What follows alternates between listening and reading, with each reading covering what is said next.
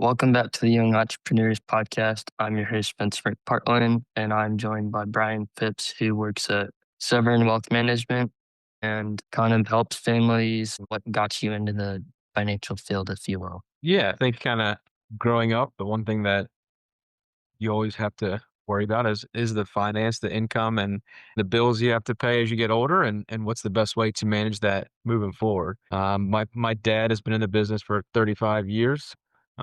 Talking to him and my friends that have been in the business, it was always nice to talk to them as a side, when I was doing my other career paths in the lacrosse world and teaching, and then, an opportunity to join the firm, and I went to some schooling for it and some classes and decided to pass my tests and licensing and all that. So I figured it'd be something to help because I always like the idea of helping and coaching and teaching. And now I'm just doing that in a different avenue of helping people plan their finances rather than teaching them history and study skills and lacrosse skills. It's now money management and financial planning moving forward. Now, was the path originally to kind of be a teacher, but then you took a pivot to be a financial planner, if you will? Yes, absolutely. I went to college to study history and education. So it was my plan to be a teacher and coach type thing in the long run. And then my schedule and my wife's schedules were kind of tough with our raising two kids and time commitments. And she coaches college lacrosse and she's a coach at at Georgetown University. So time was tough. And this job at my dad's firm kind of presented itself. Did I ever think I'd work with him? Probably not. But I did some diving into it at some research and education and took some classes and said, you know what, I can do this. It's something that interests me and I think it's very impactful for families. And that's what I want to do is help families. I think it's something that it was more unknown to me, more so than intimidated or scared. I think I just wasn't as familiar with it in my teaching and coaching background. So taking the classes prior and doing the studying and learning up on kind of what is important for financial planning and wealth management, it helped me because I think that the unknown is what scared me at first because it's a whole new category of what I'd be doing. So that was the scary part of the unknown, but I kind of used my teaching and education background to go back to school and study and take notes and listen to these classes and those classes. So it was helpful that I had the education background and being in the teaching world because going back to school and taking those classes and et cetera was not as hard as it would have been for a 35-year-old that just hops in on in to a new career. Now, is there things that you learned, like either the first year or whatever it is, like shifting from being a teacher to being a planner? Absolutely. I think my dad and his business partner and a few other staff members in the office were very helpful in teaching me how to go about things and the day-to-day operations or why things happen here. And like I said, I am a nerd and I like reading and learning about things. So each day it's either watching a YouTube video or reading a lesson here or book there. I try to teach myself a lot. And I think the best way of teaching yourself is by doing. So by that first year, there's a lot of, wait, is this the right way to do it? Is that the right way to do it? Or asking the superiors, like, what would you guys do here? Was something that was very helpful for me, kind of diving right into it and learning on the run. Now, is some of it also mentorship as well and trying to find a mentor who's been in the space for, 20 or 30 years? Yeah, definitely. I think I'm very fortunate to kind of come into a business that I knew. Obviously, my dad and his business partner, they've been together for 35 years, and the support staff been together for 10 years. So I knew them right off the bat. So I was comfortable with them and learning in that environment. But it's something that they kind of started feeding me a lot more on my plate and teaching me and putting things on me, giving me a lot more responsibilities faster, which helped me grow faster as well. It's a lot of organizational stuff, and I think in speaking with families and making sure that they know what's going on with their healthcare or their payments here or their retirement plan or income here or expenses there, just kinda opening their eyes to that certain things can all work together for a financial plan. We don't just sit in front and do trades and trade the stock market. We're more of planning long term to seeing what can happen, and the stock market is gonna be that roller coaster that hopefully takes the escalator up continues to go up, so we don't wear ourselves with that, but we make sure that we have a plan, so if something does happen, things are all organized and everything's working together, as a team, basically. So I try to relate it back to sports as much as possible. Uh, You want to work together. So not only we do wealth management, we also work with some other like CPAs for tax purposes, some state lawyers. So you have to have that teamwork camaraderie aspect of it, but just making sure that we have everything buttoned up, like we practice what we were talked about, we plan for this big event and all that stuff. So it's more of staying organized and staying together. And we view our clients as our team and teammates. So we're on this together. We're going to work together. We're going to help you. We're not going to dictate and tell you what to do. We're teammates in this process, and that's kind of how we relate to our clients. so it's more of kind of being a peer versus kind of being the teacher or the instructor, if you will. Yeah, yep. The only time I say is I'll be a teacher teaching them or talking to our clients about what an IRA is or how capital gains tax or income tax would affect them. It's more of, okay, this is what you have. These are your goals. How can we achieve them together? This is what you want to buy a house in 10 years. Okay, let's start doing this, this, and this. What can we do together to reach those goals? Now, has there been any surprises or things that you didn't expect either from a particular client or in general that you were kind of surprised or taken aback by? Each client's different, which is exciting. I think that makes it new and exciting every day. You don't have the same monotonous, okay, repeat, repeat, repeat. So certain events happen for clients, which is sometimes it's life changing for them, which is hard. So we're here to be that support for them. So those when they have different difficult situations, it is hard to have those conversations with clients about events that happen that they are death in the family, et cetera, or that are really tough for them. But I think it's something that I want to be there for them and that support. So it's nice to have that. So those are the tough parts that I didn't know about the job is that those real emotions of being with people during those times. Now, what about for something that you learned, whether it was advice from a client or advice that you learned, if you will? I don't know everything. That's the one thing that I just keep walking in every day saying I don't have all the answers to everything, but I'm going to do my best to try to find more answers or to keep learning every day as I go. And with the new tax laws and retirement laws, there's something changing every year. So kind of staying up to date on that stuff. So I think that being able to navigate and kind of ride the waves of everything and being with everybody is something that I'd like. And I know that I don't know everything. So I'm going to be honest with our clients and say, "Yep, I don't have an answer for that, but we will find somebody. We'll call our back office. We'll call our support staff and we'll get an answer for you." Now, is the plan to kind of stay where you are, or is it kind of going to be let it happen? And in which, in your case, like you know, unexpectedly taking a pivot if that happens from being a teacher to working at a wealth company. Is that could that happen again? Is kind of what I'm driving at. I think where I am right now, I'm pretty comfortable and I enjoy my job. I think just taking a bigger role in the company would be the next facet of being the lead of the firm and kind of hiring people underneath me would be the next eventual change. But for me right now, working where I am, I don't see a pivot in the occupational status of my job. Now, would I go back and coach my kids' lacrosse team? Yeah, probably. But that's about the extent of what I'll do in that regard. Now, how do you and your company kind of see things? Do you plan it out kind of like here's our 10-year and here's our 20-year plan, or is it kind of what's right around the corner? It's so I think we break it down for that depending on what the client's long-term goals are, short-term goals, to make sure that we meet each client's needs. Because some clients are at 30 years old, they're looking long-term down the road to retirement. Some that are 25, they're just getting started. Okay, how can we help them put as much money away as possible? What can they afford from their paycheck to put into their 401k versus the income accounts? It varies per client, which I think I said earlier. It's like it's nice that not everybody's the same.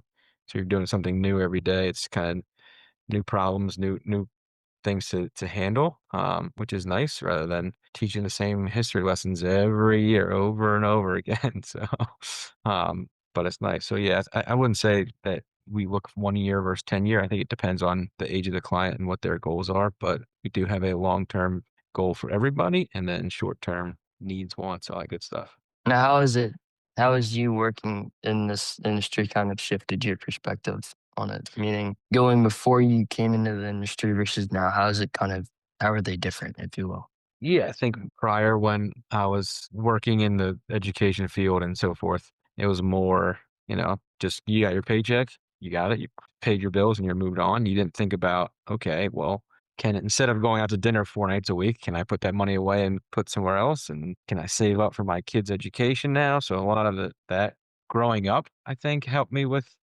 having more responsibilities of like, okay, now I got to figure out what this money's going to. And now in this profession is really more eye-opening of, okay, yeah, we need to get in touch with the younger generations to know, yes, put this away, save this. You don't need to go out every year or go to this concert every night and do all that stuff and spend on all the entertainment purchases. Let's put $100 a month here, $100 a month there. Um, that's kind of something that's opened my eyes more than now that I'm in this field than prior. So do you say part of it is kind of a little bit of compounding interest, like starting small with what you have, but then allowing it to grow over time? That's you hit the big one there, buddy. Good job. But yeah, that just showing that presentation to our clients at 25-year-olds that are like, oh wow, that could what happen if I put this away now, and when I'm 50, I'd have this much money. It's like if based on years history, yes, that's what it could potentially show. So it's nice to have that impact and be able to help those that young because they'll be able to benefit so much more down the road. Now, do you think that it's smarter to start younger versus kind of waiting and kind of going off of what you said, being smart with your money and not spending it on a concert ticket or going out Yeah, 4 nights a week? now, do I think that kids should be able to have fun and excitement and enjoy? Yes, absolutely. But if you have something to put away, and I always say like, let your money work for you. So put your money away, invest it, so that money is working for you over time. So it's rather than that buying experiences. I think later in life, then you'll have more experiences that you want to enjoy, and that's what that money that you built up over time will really help you. Now, how does teaching yourself, how is it different from like getting taught something like for a job versus like either being a student or being a teacher, if you will? Yeah, I mean, I think we're like I said, I don't know everything, so I'm still constantly learning no matter what. And I think the same thing when we were teaching, when I was teaching, like something new happens, whether it's the COVID, you had to figure out how to teach online via COVID and then Zoom and all that stuff, and new lessons that you'd want to teach and new projects. So you're always constantly learning, whether no matter what job field you're in.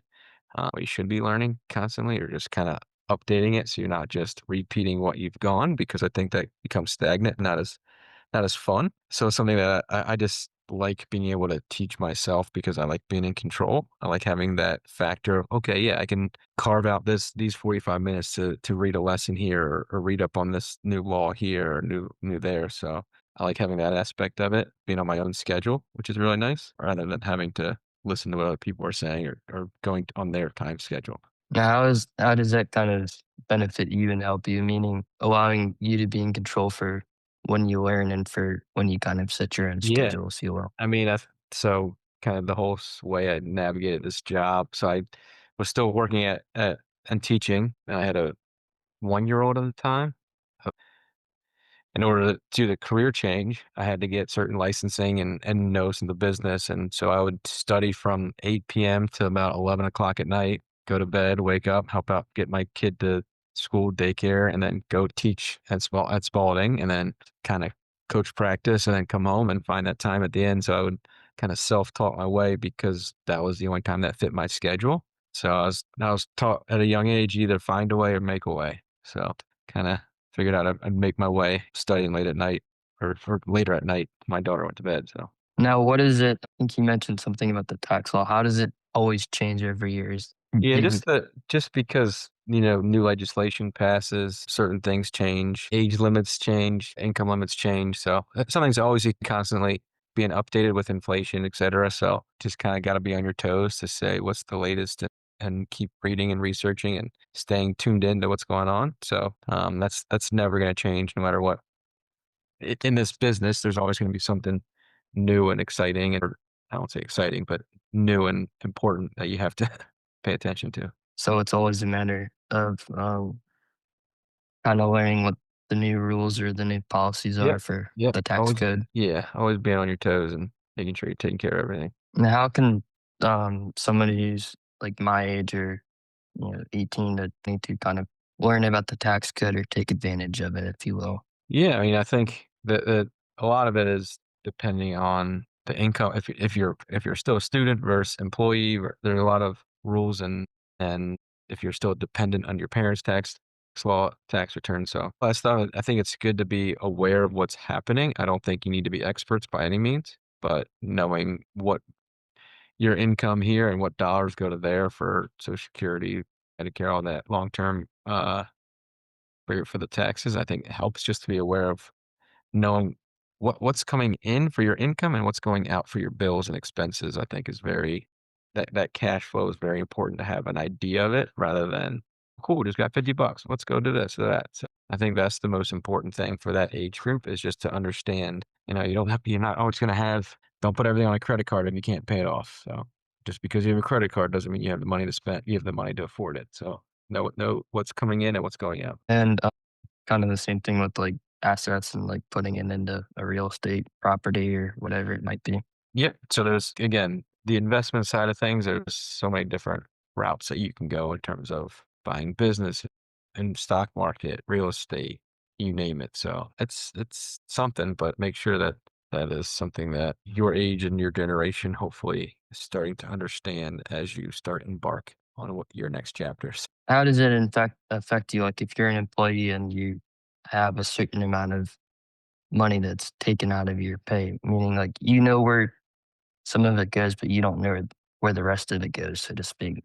Well, with kind of your paychecks and depending on if you're a W-2 employee or 1099, whether you're getting taxes taken out or not, the FICA taxes first that you're paying for your Social Security down the road, and state taxes, all taxes, all that taken out already.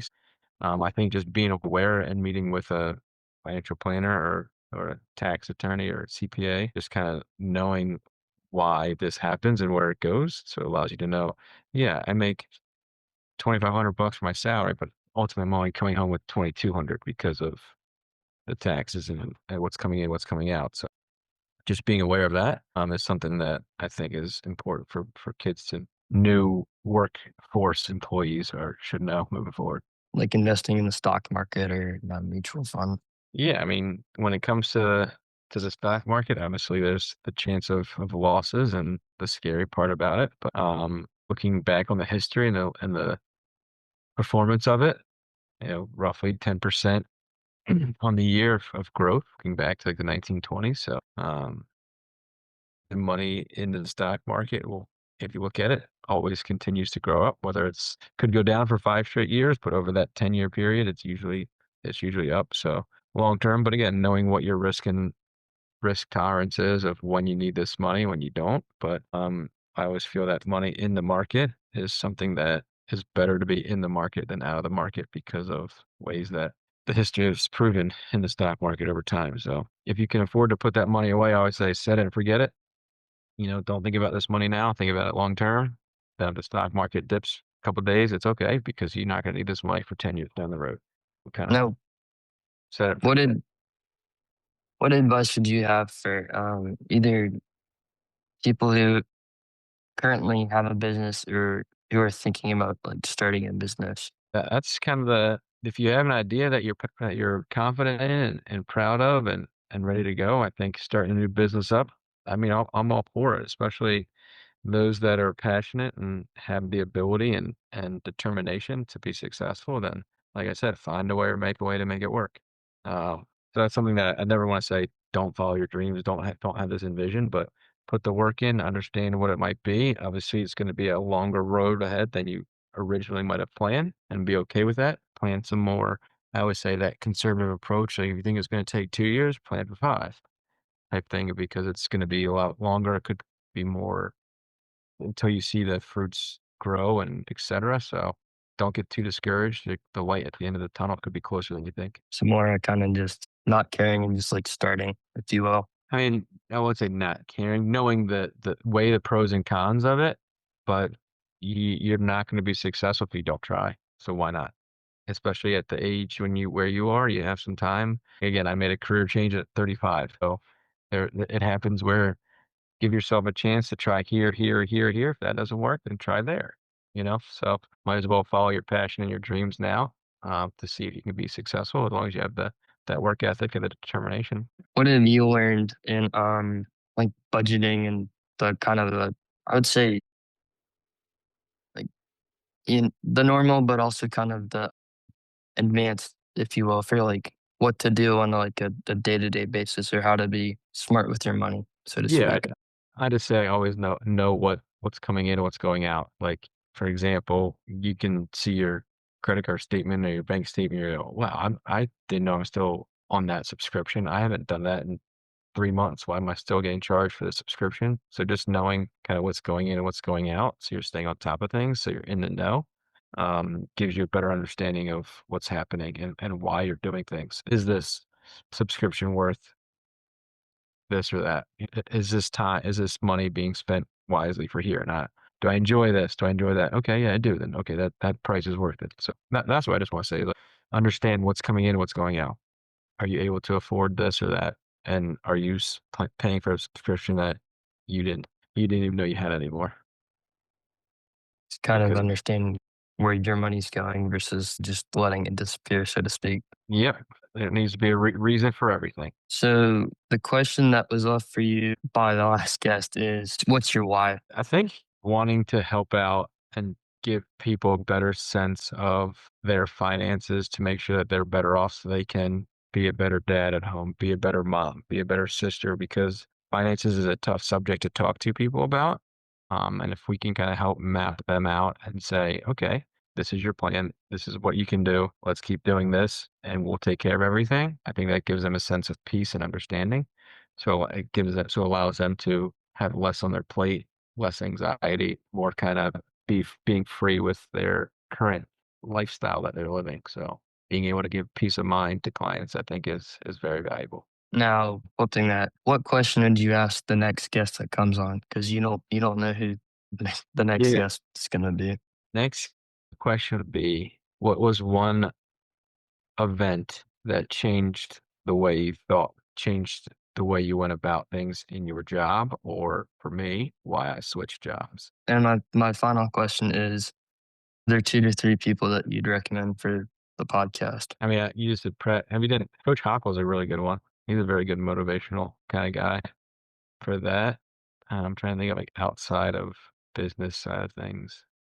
Hockel would be a good one just because he understands a lot of real world issues and is a big motivational speaker too. So I think that'd be good for your audience. Questions or final remarks, if you will? No, I mean, I think it's great that you're doing this and navigating this route. I think it's good to see you being outgoing and talking and interacting with these people in these workforces because hopefully you're getting a little bonus out of this as well, helping you navigate to see what you might want to do next. But I also think your audience is going to love this too. So Yeah.